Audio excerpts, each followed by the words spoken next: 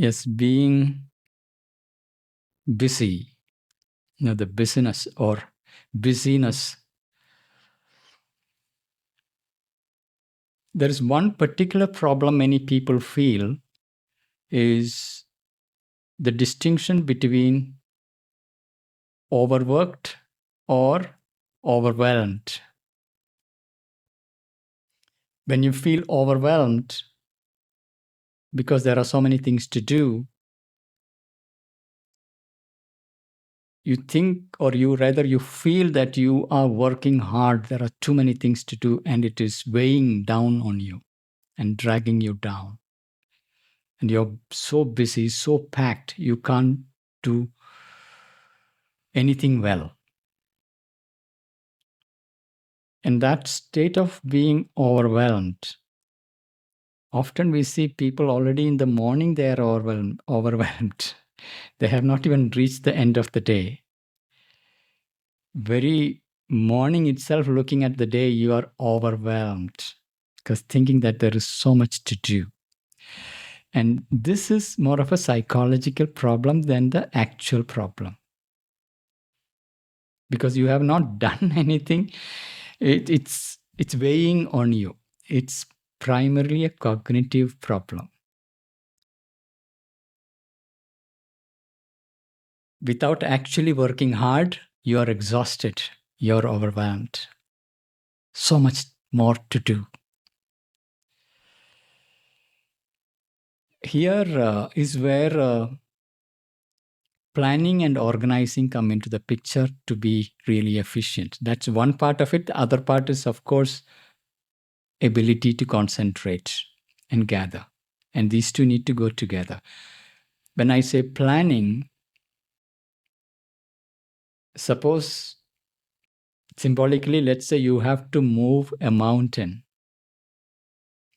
and that's going to take you 5 years.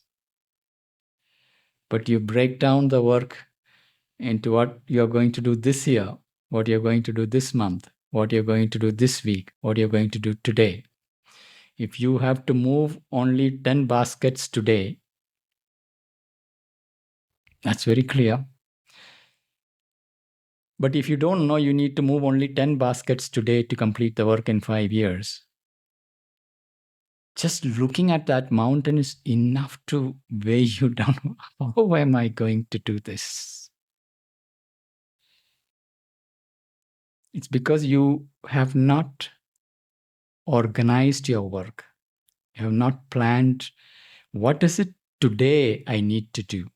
Even if you have 10 different mountains to move, what work I need to do today, what I need to do this week. So conscious planning, goal setting, these are often seen as anti-spiritual. I am here to be free. I want to be spontaneous. And these are the fantasies people keep. I have ran out of all the corporate world and I want to be free, do spontaneous things. It doesn't work like that. So mastering time and having sense of what is your actual doing capacity. Only if you know your doing capacity, rate with which you can do something, then only you can project something in time. Okay, this work is going to take a week or a month. To know that clearly, you must know what is your doing capacity. If you don't know, your planning will be off. So you must know the doing capacity, accordingly plan realistically.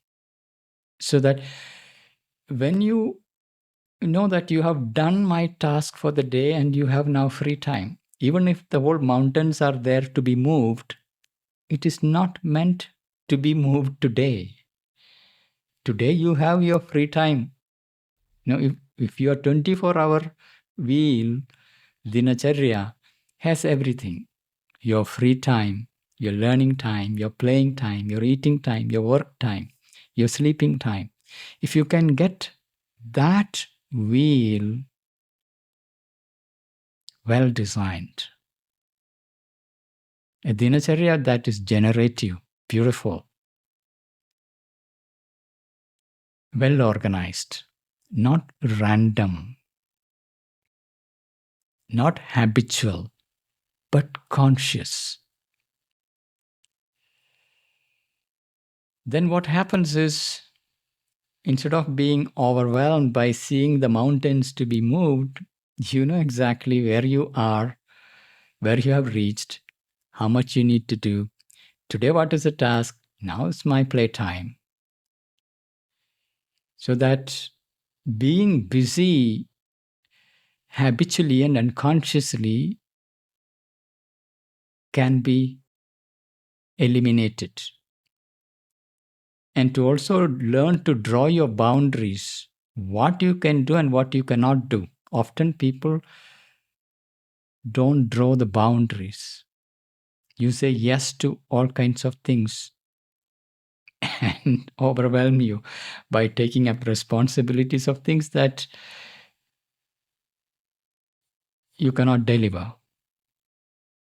These are actually domains of pure, practical common sense. But we need to train ourselves. And having spiritual aspiration doesn't mean that we don't honor time, deliverables, ability to deliver, knowing what is my capacity, and saying yes to only what is appropriate in your time context. But these are the skill set to be developed. Actually, we in Purnam, we have even developed a conscious calendar. There was 2 years ago, 3 years ago, we had developed this course called Conscious Calendar. How do you manage your calendar, your activities? How do you plan? How do you relate to time? What's your relationship with time? If time is a scarce resource, it is largely a psychological challenge. We need to change the attitude. We can create abundance of time. It's a matter of organizing time. Now, all the people who have accomplished tremendous things, they all have the same 24 hours. It's just that when we look at our 24 hours, we can see how much we drift, we waste, we scatter, we disperse. That is that long, winding, spiraling path. Habitual, unconscious, scattered. Yoga makes it conscious, focused, straight line. Then you enjoy the efficiency. You enjoy your creative force. You enjoy getting things done. And you can find time for everything. I was quite surprised to discover that, Elon Musk, he could find time to drop his kids to the school.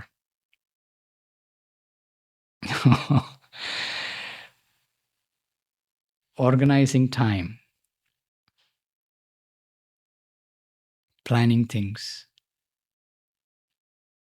getting grounded, simplifying life,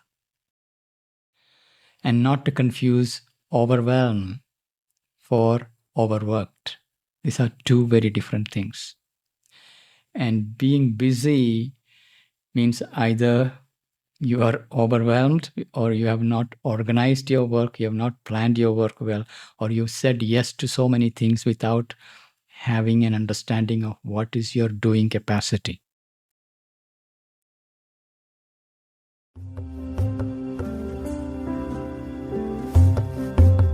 Now I have a special invitation for you.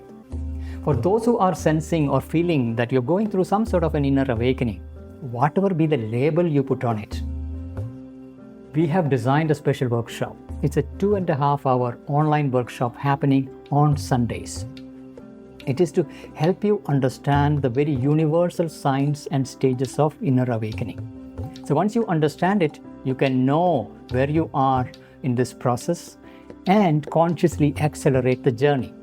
And workshop is not only about awakening, but it is also about karmayogi, becoming a karmayogi. That is, yoga of action means your everyday life activity itself is the means not only of your awakening, but also inner growth, spiritual growth. You don't have to withdraw from life. You can embrace life, and through the challenges and activities of life, you bloom, you grow into your better and better version, opening to your spiritual possibility.